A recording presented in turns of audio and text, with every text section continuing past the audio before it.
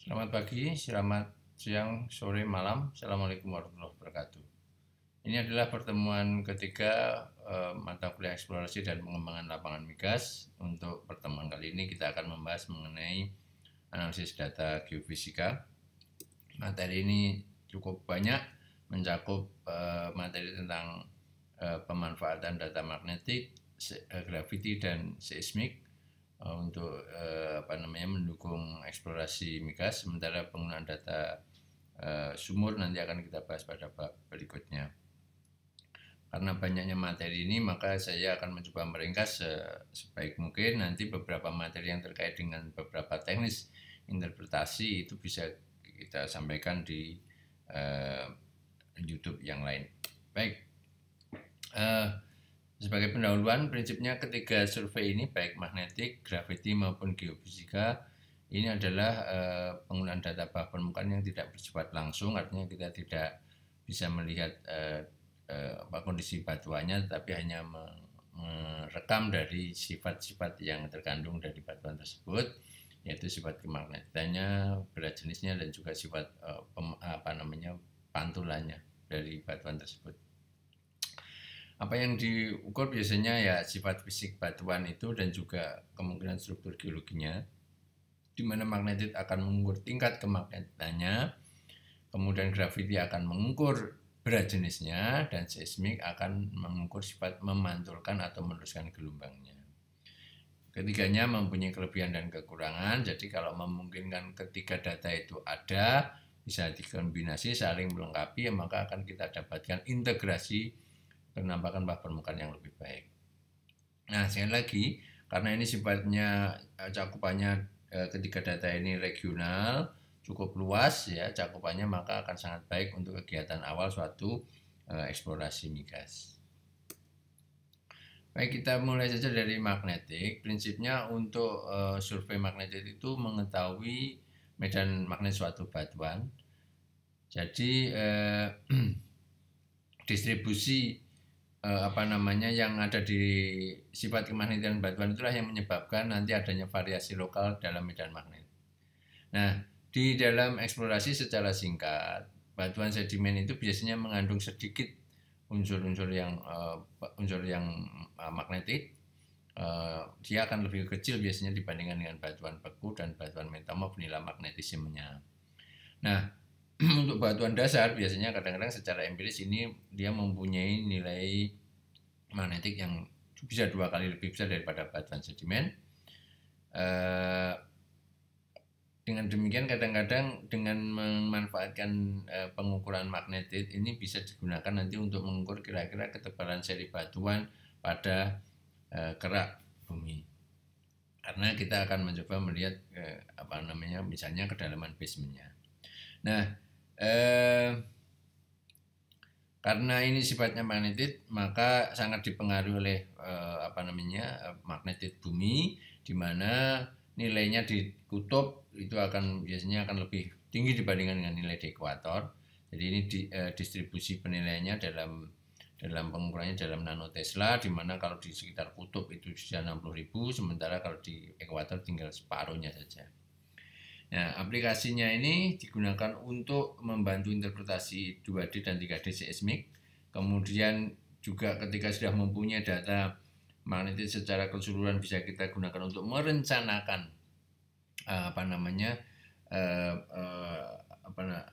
pengambilan data 2D atau 3D seismik, dan bisa membantu eksplorasi dalam juga penentuan kira-kira nanti lokasi sumur di mana, dan juga yang biasanya akan banyak dipakai adalah menentukan kedalaman basementnya. Ya, ini biasanya pemanfaatan data graviti itu biasanya bergabung atau saling simultan, saling komplementer dengan data graviti. Jadi karakteristiknya kalau graviti itu penggunaannya untuk density secara horizontal. Ini juga magnetit, kandungan variasi magnetiknya banyak digunakan untuk ini dari bentuk-bentuk structure dan sebagainya, itu bisa dari gravity. Kemudian offset basement faultnya ya, kalau terjadi faulting itu bisa digunakan itu dari gravity. Sementara kalau magnetit itu biasanya untuk menentukan ya intrusifnya itu, lokasi-lokasi intrusif itu di mana, dan juga kedalaman basement itu juga biasanya menggunakan magnetit. Nah, ini bagaimana pengukuran magnetit, anomalinya di kutub sampai di ekuator itu mempunyai posisi anomali yang tersendiri, kemudian juga letaknya, sustainability-nya ya. Kemudian bagaimana kemungkinan kedalaman dibandingkan dengan rekaman-rekaman yang muncul di situ, ya nanti kita bisa manfaatkan itu. Tapi yang jelas bahwa ini memang domainnya, interpretasi yang seperti ini memang domainnya teman-teman geofisika, teman-teman geologi bisa mensupport mengenai interpretasi kondisi bawah permukaan yang realistisnya, ya penempatan basement, fault dan sebagainya. Nah, ini secara simpel kalau itu terjadi kontras antara magnetisme dari suatu batuan, maka akan terlihat seperti ini, nilai magnetisme sedimentari akan rendah, kontrasnya dengan misalnya batuan beku cukup tinggi, sementara kalau ada intrusi lagi maka dia akan sangat tinggi. Jadi magnetit anomalinya positif ini apabila dia batuan ini secara magnetisme lebih tinggi dibandingkan batuan yang melingkupinya, maka akan tinggi, dan sebaliknya. Ini sekali lagi pemanfaatan data yang kombinasi seperti ini akan sangat membantu antara magnetisme, gravity, dan juga interpretasi bawah permukaan dari berbagai macam pendekatan, bisa dari data cross section geologi maupun dari data seismik, ya.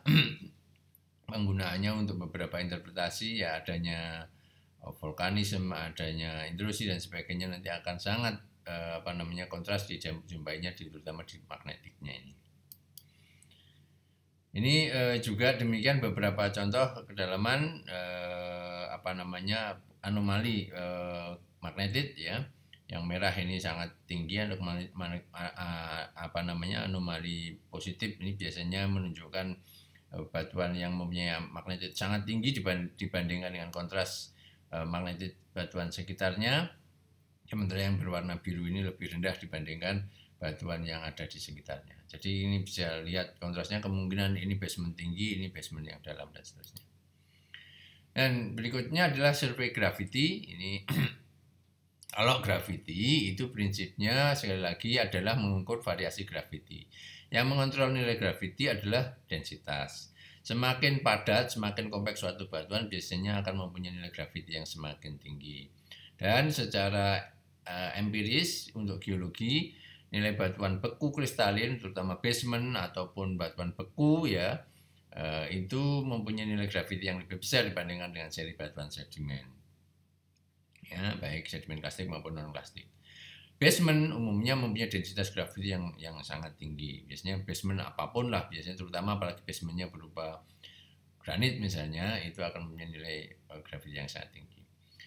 Rumusannya memakai hukum Newton ini untuk menilai gravitasi satu titik dengan konstanta gravity, kemudian perkalian massa bumi, jari-jari bumi, dan sebagainya. Ini satuannya biasanya dipakai adalah miligal, ya. Nah, anomali Buggy itu adalah ini tadi ketika terjadi kontras nilai itu biasanya dengan disebut sebagai anomali nilai Buggy. Jadi adalah perbedaan nilai gravitasi yang diamati disesuaikan dengan hasil dari semua koreksi yang diperlukan. Jadi pengukuran anomali gravity Buggy itu adalah relatif dari satu pengukuran terhadap pengukuran berikutnya sampai dibuat looping. Jadi nilainya sekali lagi relatif dari satu titik ke titik yang lain.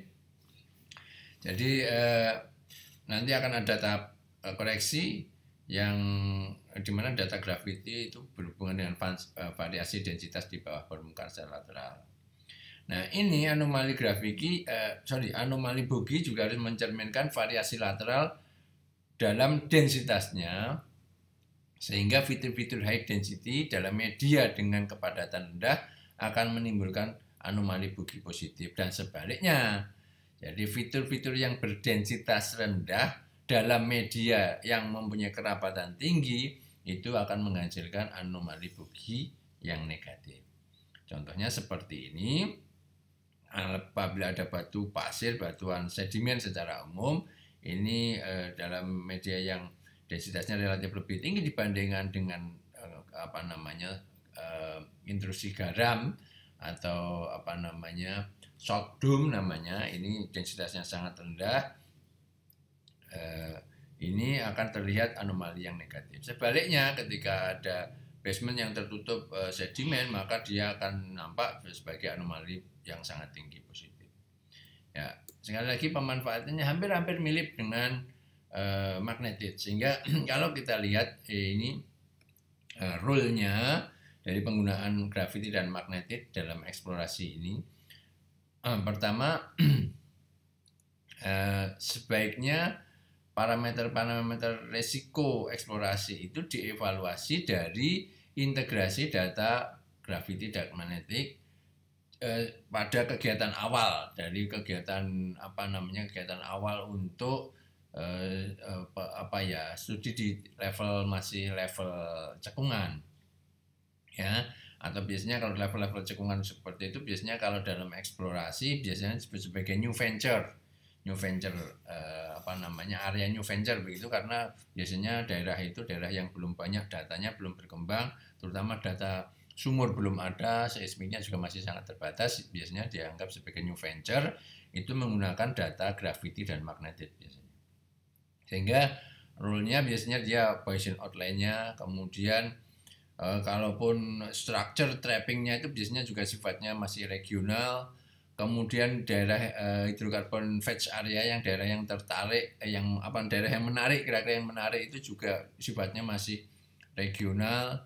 Kemudian source rock thickness, ketebalan juga masih sifatnya regional, semuanya masih regional. Bahkan migration pathway-nya juga masih gambarnya sangat-sangat umum. Thermal majority-nya juga demikian. Nah, yang penting biasanya ini adalah kegiatan awal yang nanti akan disusul dengan kegiatan gravity umumnya, sehingga kegiatan seismik, sehingga nanti line seismik mana yang diperlukan untuk mensupport dari data magnetit dan gravity ini akan yang sangat diperlukan. Ini contoh bagaimana pemanfaatan gravity survei untuk melihat keseluruhan Pulau Jawa misalnya. Yang biru ini anomali negatif, ini biasanya menunjukkan basement yang dalam, sementara yang sangat merah seperti ini kira-kira menunjukkan basement yang dangkal dan sebagainya. Atau batuan dengan densitas yang sangat tinggi, di sini densitasnya dalam. Biasanya sekali lagi berimplikasi dengan tebal tipisnya basement juga, ketebalan batuan sedimen yang di atasnya.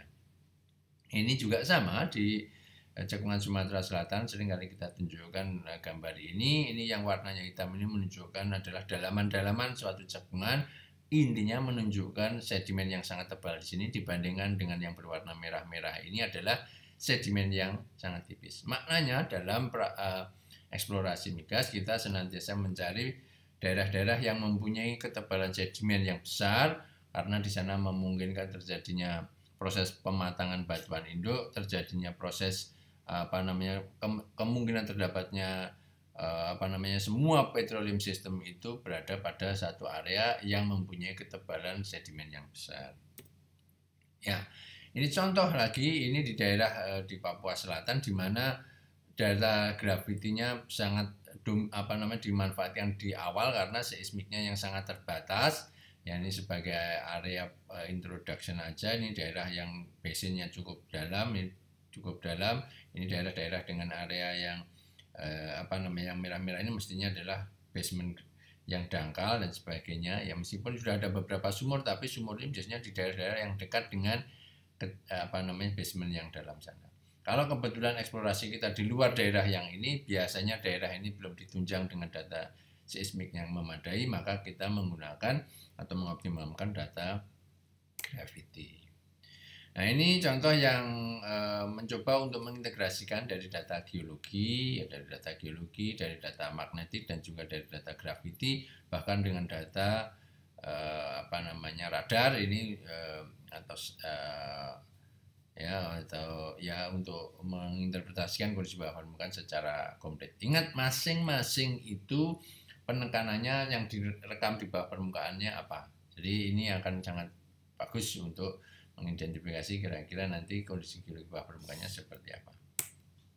Ya, ini dalam eksplorasi migas, ini beberapa ketentuan yang bisa dipakai ya untuk graviti dan magnetit secara umum untuk penentuan misalnya source rock, di mana source rock itu apa fungsinya graviti dan magnetik itu bisa menentukan untuk kedalaman basement, kemudian regional basinnya itu secara umum seperti apa bentukannya, batas-batasnya ya, dan sebagainya ya, atau basement basin configuration-nya itu bisa ditentukan di sini. Kemudian studi tentang source rock-nya seperti apa bisa juga di sini diamati dari gravity magnetit, data pendukungnya apa, migrasinya hidrokarbon ke arah mana juga bisa, apa toolnya magnetit dan gravity, semuanya sampai pada reservoir trapping ya, nanti apa tugas yang bisa dilakukan dari data gravity dan magnetik, tentunya sekali lagi semuanya nanti sangat tergantung dari ketelitiannya,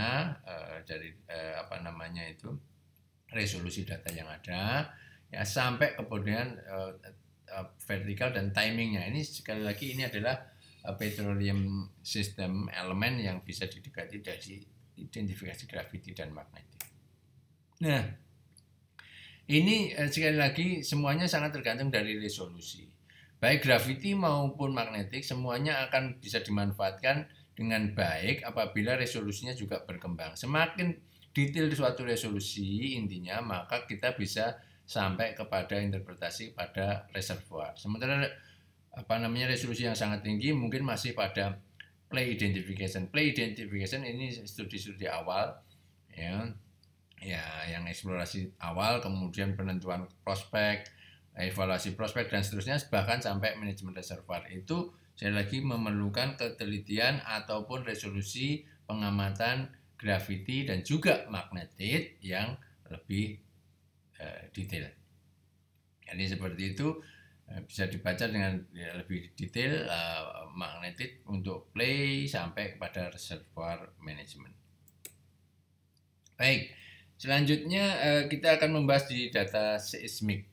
Apa yang biasa dilakukan di data seismik? Beberapa rangkaian yang akan digunakan dalam eksplorasi migas dari data seismik itu mulai dari well seismic ties, kemudian fault analysis, peaking horizon, kemudian kadang-kadang kita juga sampai kepada seismic stratigraphy dan juga DHI atau direct hydrocarbon indicators. Jadi ini biasanya yang dilakukan dari analisis seismik untuk kegiatan eksplorasi. Sekali lagi, untuk kegiatan eksplorasi. Nah, kita mulai dari pemahaman singkat dulu mengenai dasar pemahaman kita tentang seismik. Jadi, seismik itu nanti akan menggambarkan data bentuk bawah permukaan berdasarkan sifat reflektivitas gelombang. Nah, yang menentukan itu biasanya adalah densitas dan juga kecepatan. Itu dikontrol oleh mineral dan fluida. Biasanya kepadatan mineral itu bisa mineral yang tingkat kepadatannya dan fluidanya.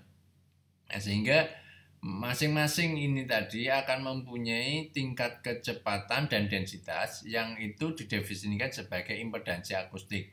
Impedansi akustik itu ya ini adalah nanti adalah densitas rho ini kali kecepatan. Nah, jadi satu densitas batuan itu adalah berat jenisnya kali kecepatannya, sama dua yang lain ini juga misalnya batuan ini, batu gamping misalnya itu adalah densitasnya batu gamping kali kecepatan batu gampingnya. Kecepatan dalam merambatkan gelombang tentunya maksudnya.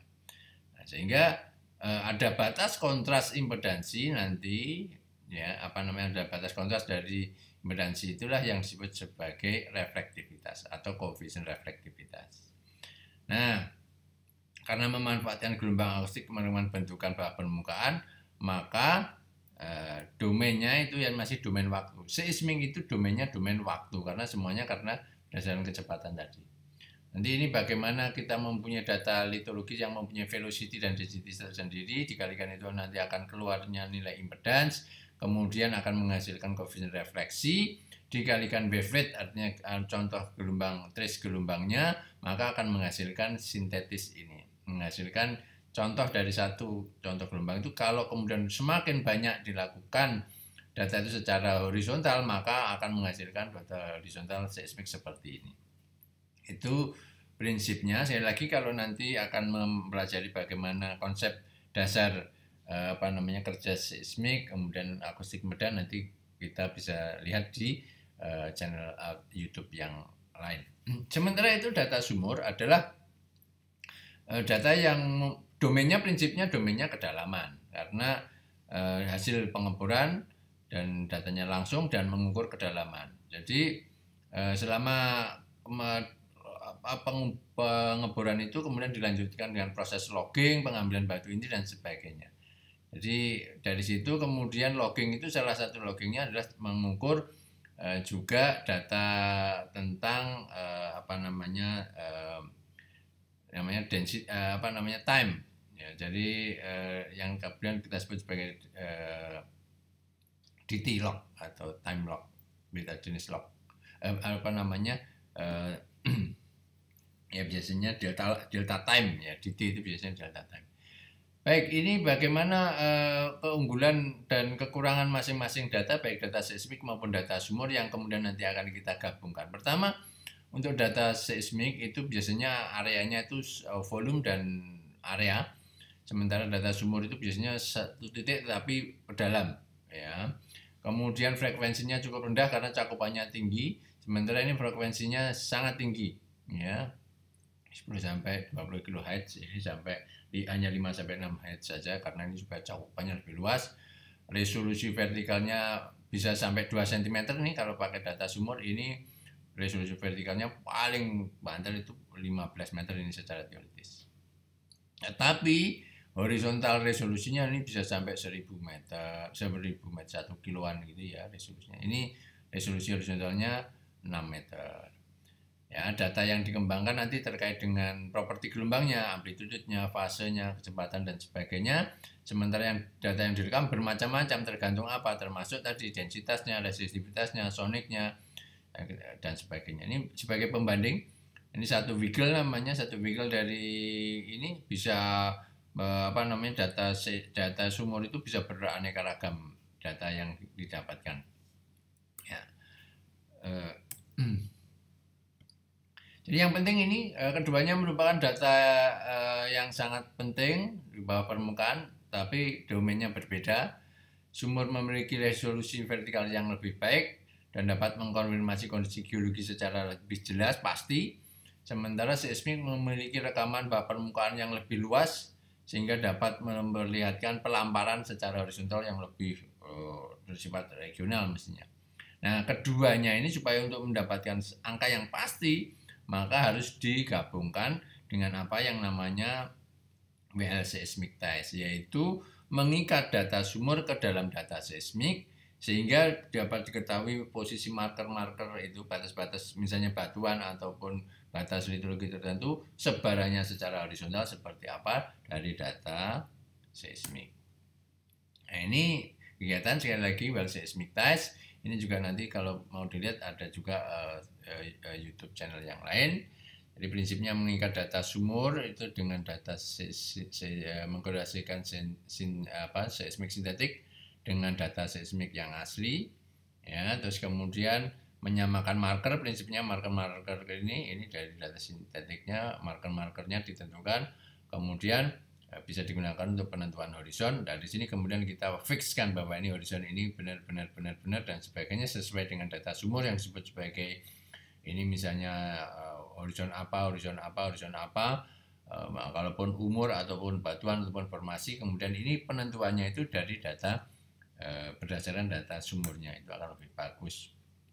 Nah, data yang diperlukan untuk well seismic test untuk data sumur itu biasanya adalah log sonic atau DT, delta time sebenarnya.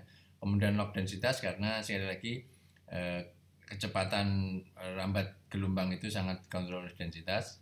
Kemudian ada velocity survey data, VSP profile tadi dari data sumurnya diketahui untuk mengetahui delta time dari masing-masing batuan.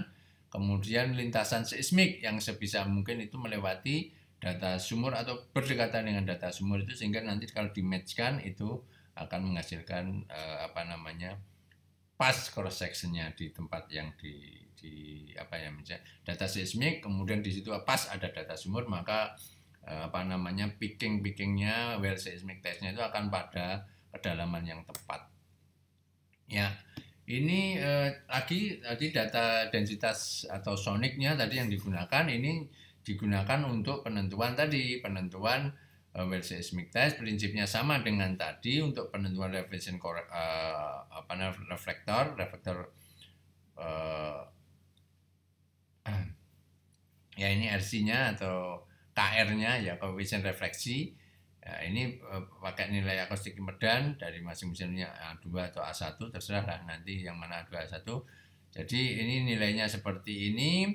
Kalau dalam satu dan lain hal, misalnya karena data sumur itu tidak, mungkin salah satunya apakah data delta time-nya tidak ada atau data Robi-nya tidak ada. Robi itu bulk-nya itu ya, density-nya itu tidak ada, maka pakai persamaan Gardner ini, di mana rho itu 0,23 kali VP ya, kecepatan gelombang P-nya itu pangkat 0,25 ya. Jadi di mana ini gram per centimeter kubik, VP-nya dalam feet per second. Ini pakai, seandainya salah satu dari data itu tidak ada. Baik. Langkah selanjutnya yang terpenting adalah bagaimana kita melakukan interpretasi seismik. Interpretasi seismik itu ya, misalnya nanti kita lihat pendahuluan, ada kaidah interpretasi seismik seperti apa, tahapan-tahapan interpretasinya, kemudian interpretasi struktur, stratigrafi, interpretasi litologi, dan bagaimana interpretasi DHI. Akan kita lihat ya. Apa yang menjadi tujuan utama survei seismik? Ya, biasanya sama ya, menunjukkan kondisi kerak bumi, kemudian gambaran geologi bawah permukaan secara lebih baik, karena data seismik biasanya lebih baik secara resolusi dibandingkan graviti dan magnetit. Kemudian bisa juga digunakan untuk penentuan petroleum system yang ada, penentuan source rock, reservoir, trap, dan sebagainya. Kemudian bahkan bisa sampai melakukan pemetaan jebakan migas, membuat pemetaan closure ya, bahkan lead and prospect bisa dari sini. Kemudian untuk penentuan di mana sumur itu bisa diletakkan dengan secara lebih baik, itu juga dari data seismik. Kemudian interpretasi struktur ya, penerusannya, keberadaannya, bentuknya, dimensinya, dan sebagainya bisa dilakukan dari data seismik ini. Nah, kaidahnya, prinsipnya interpretasi seismik itu adalah untuk membangun cerita geologi dari suatu keteraturan ya, seismik pantul. Jadi seismik itu mempunyai keteraturan, kita melihat pola-pola keteraturan tersebut. Biasanya untuk interpretasi ini pakai data 2D dan data 3D yang lebih detail nanti ya. Jadi karena itu kondisi bawah permukaan dan rekaman data seismik kadang-kadang juga mempunyai acak atau kekhasan tersendiri, bahkan sehingga nanti sifat-sifat acak ataupun kekhasan itu juga menjadi karakteristik dari data seismik itu sendiri. Hasil akhir dari kita melakukan tracing reflector peaking horizon ya, itu adalah nanti membangun peta bawah permukaan. Jadi peta bawah permukaan itu adalah hal yang mutlak yang dihasilkan dari interpretasi seismik. Jadi tidak hanya membangun sayatan seismiknya, tetapi harus sampai kepada menghasilkan peta bawah permukaan. Itu yang terpenting, dan pengalaman tentunya sangat mendukung dalam hal ini. Pengalaman, pemahaman Anda tentang geologi, tentang bagaimana kondisi bawah permukaan suatu geologi bawah permukaan itu akan sangat membantu dalam interpretasi dengan data seismik. Nah, biasanya dalam satu kegiatan eksplorasi tentunya kita umumnya dari data seismik itu tujuan utamanya itu mendefinisi jebakan struktur yang ada di sana seperti apa, didefinisikan ya, nanti sampai akhirnya membangun lead atau prospek. Nah, itu yang penting biasanya dari data struktur. Sementara Kalau bisa lebih lanjut nanti lebih detail itu adalah untuk pengamatan jebakan stratigrafis. Pertama biasanya untuk picking horizon, ini kaidahnya biasanya kan lakukan picking horizon pada satu layer terlebih dahulu, kemudian picking pada yang lain yang sudah berhubungan tadi, yang saling bersinggungan, misalnya picking ke tempat yang lain dan usahakan picking sebanyak-banyaknya. Kemudian apabila nampak menghilang kadang-kadang pickingnya itu seismiknya tidak menerus, coba kemudian dicari dari line seismik yang lain dan sebagainya. Kemudian perhatikan bahwa resolusi itu biasanya cukup rendah dan Anda harus mempertimbangkan bahwa yang saya picking ini saya melihat perbedaan dalam kira-kira resolusi sekitar 10 meteran, 15 meteran begitu.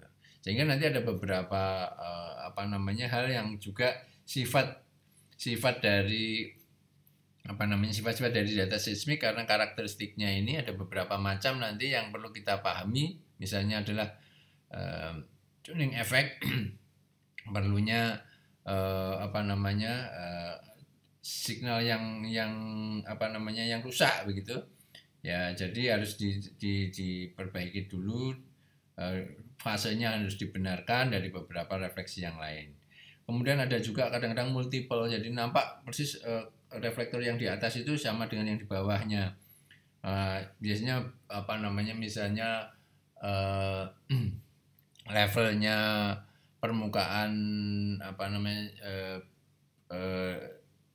permukaan air laut itu kadang-kadang nanti terekam di dalam satu lapisan itu namanya multiple. Nampak jelas ya, ini juga harus dikoreksi.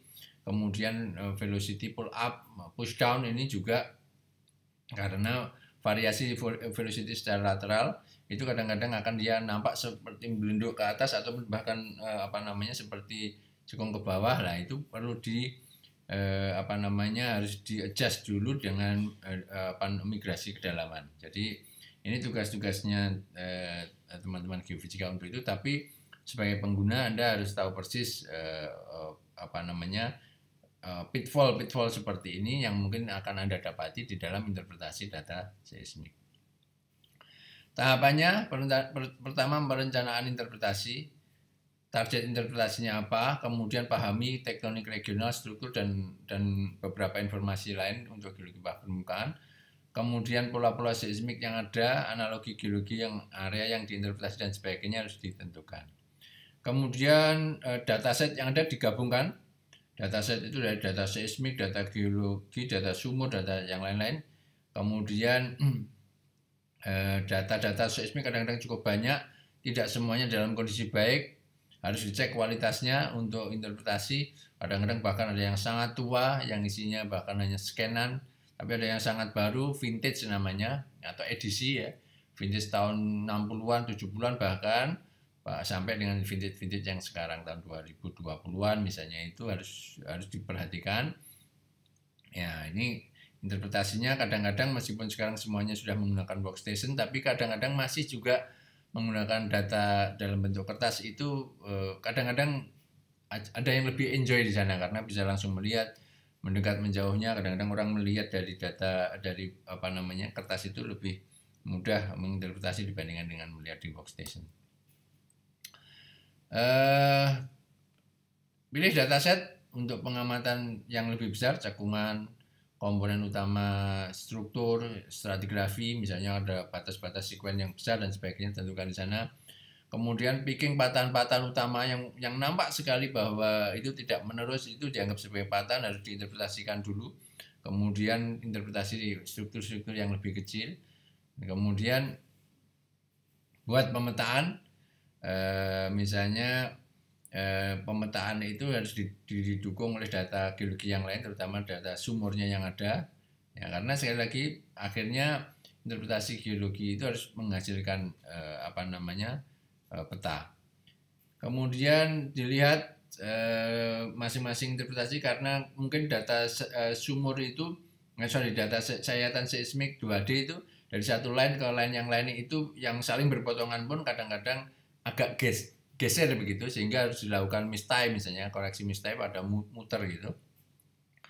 kemudian ada shifting time dan fasenya, ya jadi macam-macam lah. Jadi data seismik itu harus selalu dipastikan bahwa secara komplit melingkar begitu, looping itu dia time-nya itu pada waktu yang sama, kedalamannya yang sama dan sebagainya.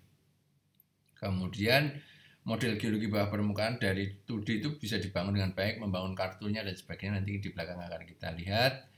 Kalau bisa semua line seismik tadi, baik yang misalnya arahnya utara selatan dengan arahnya barat timur digabungkan untuk membangun model 3D, kemudian dari situ juga digunakan untuk membangun peta bawah permukaan.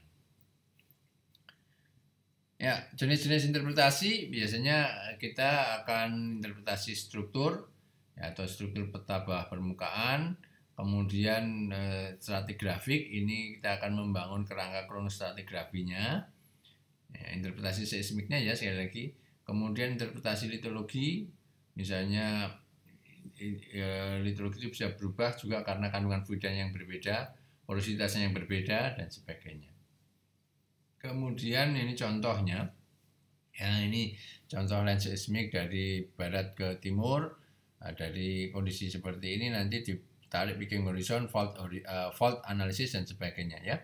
Ini yang hitam-hitam ini adalah fault analysis, kemudian yang biru-biru ini sebagai horizonnya bisa bermacam-macam, bisa dinamakan sebagai top apa atau barangkali formasi nama-nama formasi tertentu. Ya, yang stratigrafis biasanya penentuan sequence boundary, batas-batas sequence yang besar.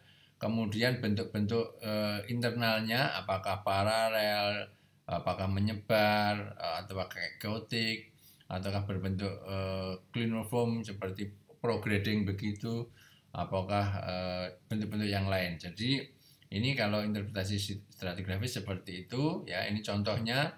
Ini untuk sequence itu, batas sequence itu yang top ini upper boundary, misalnya ada erosi dan kelanjutannya itu adalah batas atasnya, sementara batas bawahnya biasanya adanya onlapping seperti ini, ya onlap di bagian atas dan downlapnya di sini, dan juga keberlanjutan dari satu unconformity. Ya, ini mungkin batas sebagai batas sequence yang besar bisa diidentifikasi dari dari sayatan seismik. Ini contoh-contoh saja ya dari penentuan sequence boundary. Ini juga seperti itu, erosion truncation, top lap, down lap dan sebagainya. Nanti bisa latihan di sini untuk melihat mana itu yang disebut sebagai top lap, on lap, gradational dan sebagainya. Ya, ini berbagai macam bentuk refleksi antar batas perlapisan ataupun antar batas batuan-batuan yang mempunyai tingkat kerapatan berbeda, velocity yang berbeda, jadi koefisien refleksinya juga berbeda. Ya, ini bentuk-bentuk internal seperti ini juga perlu Anda pahami, bentuk yang sheet melebar, bentuk yang vein seperti apa, terus kemudian bentuk melingkar seperti apa, bentuk bank seperti apa, itu nanti untuk mengidentifikasi bentukan-bentukan 3D model bawah permukaan. Ini juga akan sangat penting. Kemudian interpretasi geologi yang lain adalah interpretasi litologi. Umumnya akan mempertimbangkan karakter internal daripada seismik tersebut, ya. Contohnya seperti ini, nanti akan kita lihat ya, dari sudah kita interpretasikan ini, kita buat kartunnya ya. Ini dari seismik tersebut kita picking baik dari fault maupun horizontalnya. Kemudian kita berikan kartun di sini, buat gambar kartun di sini, masing-masing menunjukkan identifikasi nama formasi dan sebagainya. Nah, ini interpretasi litologinya. Oh, yang ini paralel ini mencerminkan batuan-batuan yang berumur misalnya Paleozoik, yang ini lebih bersifat Mesozoik. Tentukan top lap, down lapnya untuk penentuan kira-kira ini regional unconformity dan sebagainya, yang model paralel, divergent dan seterusnya. Ini akan bisa sangat membantu. Yang contohnya ini on lap yang jelas ya. Ini misalnya dari data seismiknya ini di cropping, oh ini menunjukkan adanya karbonat mound. Ya, ini berarti ini kira-kira ada terumbu berkembang karbonat secara baik di sana. Oh, yang di dalam sini adalah apa namanya, dia lebih refleksinya lebih kasar, litologinya dengan apa namanya, refleksi yang sangat-sangat bagus di sini ya. Yang lebih lemah refleksinya itu kemungkinan adalah batuan berukuran halus, ya ini kemungkinan berukuran lebih halus, kemungkinan adalah serpih, yang ini mungkin adalah pasir, kontras antara pasir dan serpih dan sebagainya. Yang ini mungkin dominan apa serpih, silt dan sebagainya. Terus kemudian yang chaotic ini kemungkinan adalah sebagai apa namanya basementnya. Nah ini contoh interpretasi litologi. Kemudian jangan lupa untuk akhir dari suatu interpretasi itu membangun peta permukaan ada dua jenis, yaitu peta top structure mewakili suatu batas atas strata dalam kesatuan waktu ataupun kedalaman. Kemudian peta isopak yaitu mewakili apa namanya strata kedalaman, ketebalan strata tertentu. Nah, yang kalau isopak itu dominan waktu, kalau nanti dominan kedalaman disebut sebagai terbalik. Kalau isopak itu sudah dalam apa namanya domain kedalaman, depth dalam feet atau meter. Sementara kalau masih dalam domain waktu itu namanya nanti peta isofor. Contoh kontrol struktur map menunjukkan topnya, peta bagian atasnya. Kemudian untuk mengubah dari time ke depth, ini rumus yang sangat sederhana adalah velocity itu apa namanya panjang dibagi waktu ya, atau ketebalan. Kadang-kadang kalau perlapsan biasanya ketebalan, sehingga ketebalan itu adalah velocity kali waktu, sehingga nanti kita akan menggunakan apa yang namanya ini dari time, kemudian kita menggunakan velocity map. Ya, jadi map mempunyai ini kecepatan velocity-nya dari map tersebut dalam satu horizon tertentu, dia mempunyai apa namanya peta-peta velocity-nya, sehingga dari time-nya tadi dikalikan velocity ketemulah depth-nya.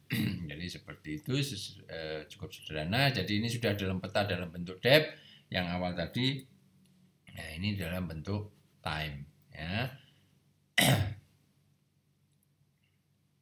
Kemudian yang terakhir adalah direct hydrocarbon indicator. Itu biasanya pengembangan teknologi untuk melihat kemungkinan adanya fluida-fluida yang terkandung di dalam suatu batuan, karena sekali lagi adanya fluida itu akan mempengaruhi sifat karakteristik dari sifat pantul gelombang. Jadi hanya fluida mungkin apa namanya akan menambah atau mengurangi pantulnya, kecepatan lambat gelombangnya dan sebagainya. Ya, jadi seperti itu. Nanti yang paling banyak dipakai adalah bright spot, dim spot, flat spot. Nah, misalnya contoh flat spot, ini bright spot lebih terang dibandingkan yang sekitarnya. Ini juga demikian, bright spot dan ini flat spot. Ini seharusnya yang rata, tapi ini kok lebih ada yang rata, ini ada yang lebih cerah dan sebagainya. Itu kemungkinan dia mempunyai kandungan fluida-fluida yang berbeda. Ini flat spot yang sangat bagus, contoh flat spot yang bagus. Seharusnya ke sana, tetapi ini dibelokkan gelombangnya mengikuti arah ini, kemungkinan dia sebagai batas fluida, atau barangkali itu adanya kontak antara hidrokarbon dengan air. Ya, diharapkan seperti itu. Ya, saya pikir demikian interpretasi kita dari data gravity, magnetik, dan seismik. Kita berjumpa lagi pada materi yang selanjutnya. Assalamualaikum warahmatullahi wabarakatuh.